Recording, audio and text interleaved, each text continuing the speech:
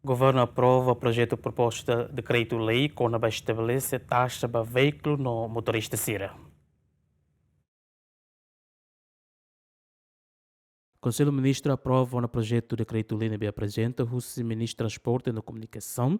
O objetivo é estabelecer taxa que tem que ser para acto no serviço de administração pública relaciona com o veículo motorizado no NIA motorista Cira. Diploma ne define e clarifica o regime taxa que aplica para acto no serviço de administração pública presta e setor rodoviário.